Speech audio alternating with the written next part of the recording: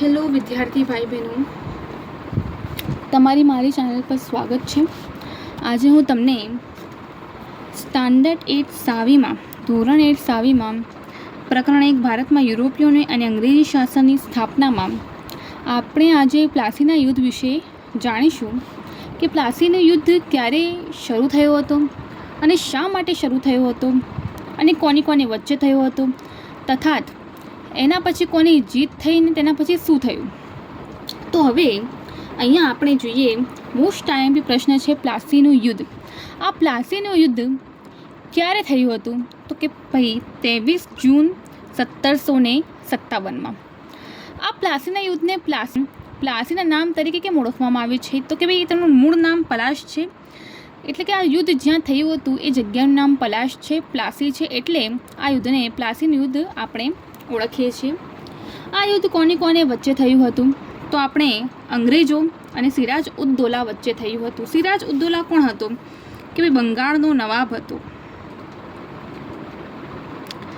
આપણે એની ફૂલ હિસ્ટ્રી જાણીએ કે સિરાજ ઉદ દૌલાએ કેમ પ્લાસીનું યુદ્ધ કર્યું હતું, કેમ અંગ્રેજોએ પ્લાસીનું યુદ્ધ સિરાજ ઉદ દૌલાએ શરૂ નહોતું કર્યું પણ અંગ્રેજોએ કેમ શરૂ કર્યું હતું, અંગ્રેજોએ કેમ પ્લાસીના યુદ્ધમાં સિરાજ ઉદ દૌલાની હાર કરી।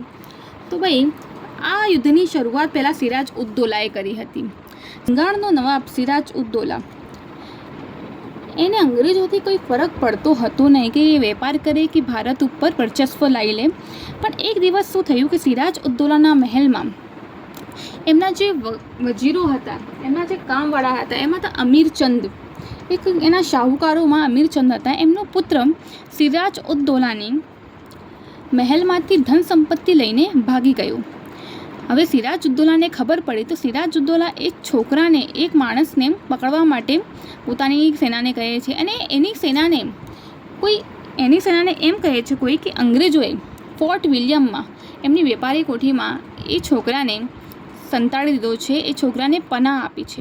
તો સિરાજ ઉદ દૌલા અંગ્રેજો સામે ખૂબ ગુસ્સે થઈ જાય છે કે ભાઈ આ અંગ્રેજોએ મારા દુશ્મનો માટે જગ્યા કરી છે અને એ મારા માટે આ મુશ્કેલી ખડી કરે છે, મુશ્કેલી ઊભી કરે છે। તો સિરાજ ઉદ દૌલા એમને બદલો લેવા માટે તે પોતાની સેનાને લઈને ફોર્ટ વિલિયમ ગયો અને ફોર્ટ વિલિયમમાં 100થી પણ વધારે અંગ્રેજોને એમને મારી નાખ્યા અને એ અંગ્રેજોને એક એવા રૂમમાં નાખ્યા, એક એવા કમરામાં બંધ કરી દીધા જેમાં 20 માણસો રહી શકે।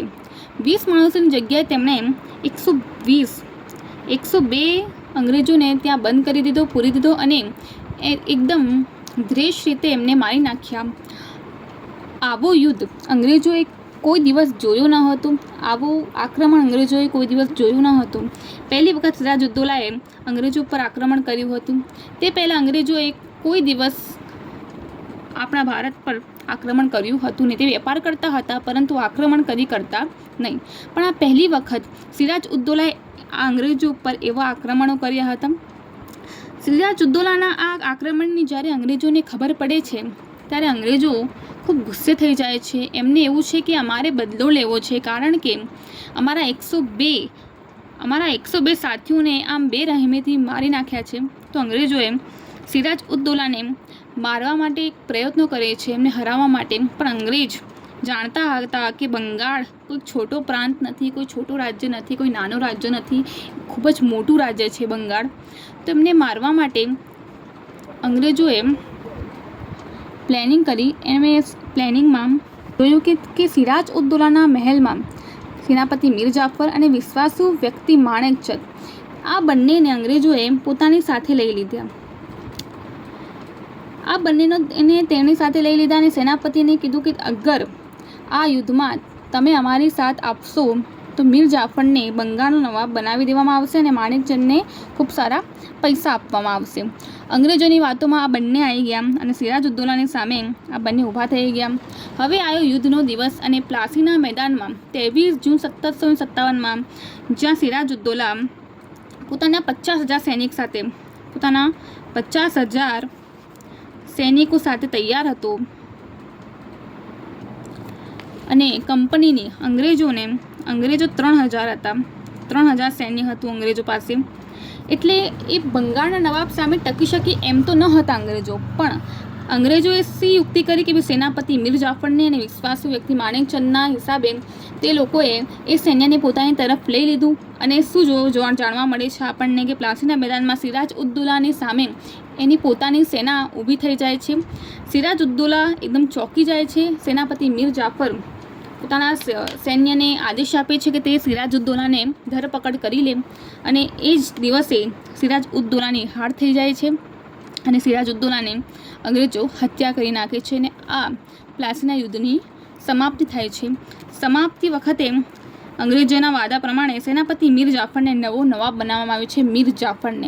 મીર જાફરને નવો નવાબ બનાવવામાં આવે છે અને અંગ્રેજોને જાગીરમાં 24 પરગણા એટલે ગામો, અંગ્રેજોને 24 પરગણા આપવામાં આવે છે. અને આ યુદ્ધ બાદ અંગ્રેજોની હિંમત ખુલી જાય છે અને પ્લાસીના યુદ્ધ બાદ તે અંગ્રેજો ભારતના શાસનમાં તેનું પ્રથમ પગલું ભરે છે અને આ યુદ્ધને મહત્ત્વનું ગણવામાં આવે છે. આ કેમ થયું હતું કે ભાઈ સિરાજ ઉદ્દૌલાના હાથે થયું હતું. એને આક્રમણ કર્યા હતા અંગ્રેજો પર અને અંગ્રેજોએ એનો બદલો લીધો હતો. તો આ યુદ્ધમાં અંગ્રેજોએ પોતાના લીધે તો જીત મેળવી ન હતી, પરંતુ તેમણે ધોકેબાજી કરીને આમ મગજનો ઉપયોગ કરીને આ યુદ્ધમાં એમને જીત હાસિલ કરી હતી. તો એ જીત્યા હતા અને સિરાજ ઉદ્દૌલા હારી ગયો હતો. આમાં સિરાજ ઉદ્દૌલા હારી ગયો હતો અને અંગ્રેજોમાં અહીંયા કોણ હતો? તો અંગ્રેજોના હોદ્દામાં રોબર્ટ ક્લાઇવ હતા. કોઈ પ્રશ્ન પૂછવામાં આવે તમને તો લખજો કે ભાઈ અંગ્રેજોના ગવર્નર રોબર્ટ ક્લાઇવ હતા. રોબર્ટ ક્લાઇવ અને સિરાજ ઉદ્દૌલાની વચ્ચે થયો હતો.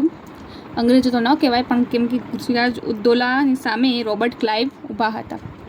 તો તમને ખબર પડી હોય તો કમેન્ટમાં જાણ કરજો. Thank you.